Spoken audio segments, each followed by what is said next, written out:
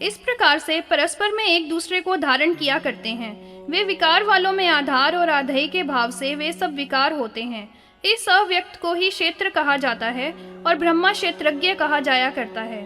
इस रीति से यह प्राकृत सर्ग है और यह क्षेत्रज्ञ से अधिष्ठित होता है। प्रथम अबुद्धि पूर्वक होता है, जिस तरह से तड़ित होती है। हिरण्य गर्भ का जन्म तो तात्विक रूप से जानता है। वह आयु वाला, कीर्ति से समन्वित, धन्य और प्रज्ञा वाला होता है।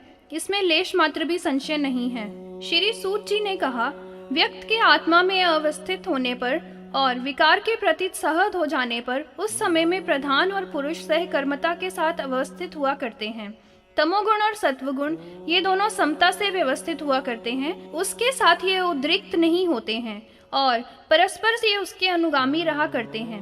जब इन गुणों की समता होती है तो उस समय में लय जान लेना चाहिए, और जब इनके किसी भी अधिकता अर्थात परस्पर में विषमता होती है उस अवस्था में सृष्टि कही जाया करती है। सत्व की वृद्धि में स्थिति हुई थी और ध्रुव पद्म शिखा में होता है और वह बीजों में जल के ही समान प्रवर्तक होता है। ये गुण विषमता की दशा को प्राप्त करके प्रसंग से प्रतिष्ठित होते हैं। गुणों के शोभायमान होने से ये तीनों गुण बड़े आदर में जानने के योग्य होते हैं। ये शाश्वत अर्थात नित्य रहने वाले हैं, परम गुह्य है, सबकी आत्मा है और शरीरधारी हैं। सत्वगुण विष्णु है, रजोगुण प्रजापति ब्रह्मा है और तमोगुण साक्षात रुद्रदेव हैं। रजोगुण के प्रकाशक विष्णु ब्रह्मा के सृष्टा होने की अवस्था को प्राप्त किया करते हैं। जिस महान ओज वाले से यह विचित्र प्रकार की सृष्टि समुत्पन्न हुआ करती है, भगवान विष्णु तम के प्रकाशक हैं, जो काल के रूप में व्यवस्थित हैं।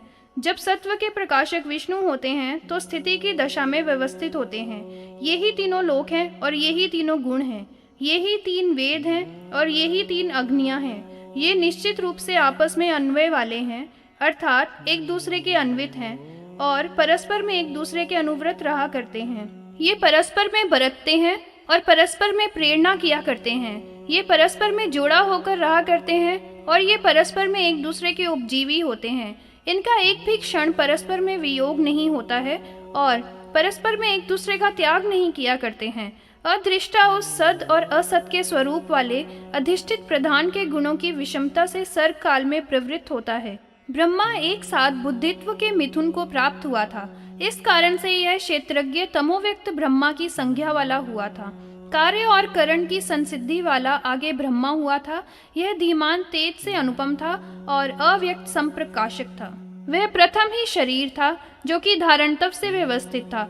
यहाँ पर अनुपम ज्ञान से और वैराग्य से सप्तति था।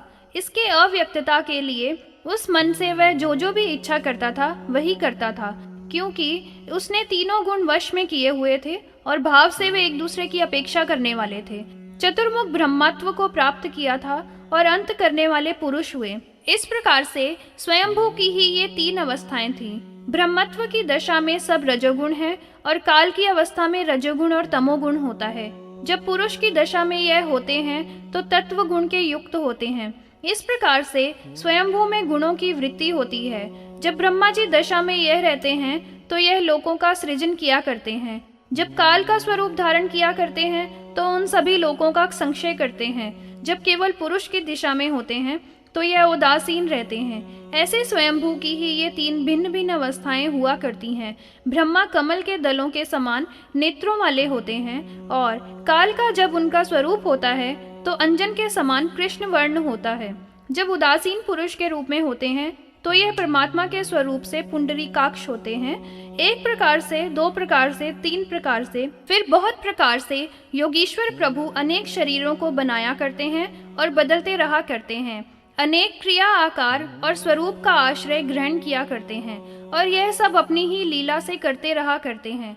लोक में यह तीन प्रकार वाले होकर रहते हैं। इसी कारण से इनको त्रिगुण कहा जाता है। चार प्रकार से प्रविभक्त होने से यह चतुर्व्यूह कहा गया है। जिस समय में यह शयन किया करते हैं उस समय में वह अर्धांत होते हैं। प्रभु विषयों का भोग किया करते हैं। जो स्वस्थ होते हैं तब निरंतर भाव होता है, इसी से आत्मा कहा जाता है और ऋषि इसमें सर्वागत है। वह शरीर में आते हैं। भगवान विष्णु सबके स्वामी हैं, क्योंकि विष्णु का सभी में प्रवेश होता है। भगवान अप्रसद भाव से नाग है और नाग का संश्रय नहीं होता है। संप्रहिष्ट होने से परम है और देवता होने से ओम, यह स्मृति है। सबके विज्ञान होने से यह सर्वज्ञ है, क्योंकि यह सब में है, अतएव यह सर्व कहा जाता है। नरों में अर्थात जलों में यह स्वप्न किया करते हैं, इस कारण से ब्रह्मा जी नारायण कहे गए हैं। और अपने आप के स्वरूप को 3 प्रकार से विभक्त करके यह सकल से संप्रवृत्त हुआ करते हैं। इन तीनों स्वरूपों से यह लोकों का सृजन, पालन और क्रम से गठन किया करते हैं। वहीं सबसे आगे हिरण्यगर्भ होते हुए स्वयं प्रादुर्भूत हुए हैं, क्योंकि ये सबसे आदि काल में होने वाले हैं। अतएव ये स्ववशी हैं, अर्थात अपने ही वश में रहने वाले हैं, ऐसा ही कहा गया है। उसी कारण से पुराणों में इनको हिरण्यगर्भ कहा जाया करता है, जो स्वयंभुव है। वह निवृत्तों का वर्णों में अग्रकाल है। इसकी परिसंख्या मनु के सैकड़ों वर्षों में भी नहीं की जा सकती है। कल्पों की संख्या से निवृत्त ब्रह्मा का परार्थ कहा गया है। उतने ही में इसका वह काल है, उसके अंत में अन्य काल प्रतिबुद्ध होता है। करोड़ों सहस्त्र वर्ष जो कि इसके ग्रहभूत हैं, उतने कल्पों के समतीत हैं, और शेष हैं वे दूसरे हैं। जो स्वयं कल्प है वह 12 कल्प है, ऐसा ही समझ लो। प्रथम उनमें सांप्रत है, और जो कल्प होता है 1 सहस्त्र युगों के पूर्ण हो जाने पर नरेश्वरों के द्वारा परिपालन के योग्य है।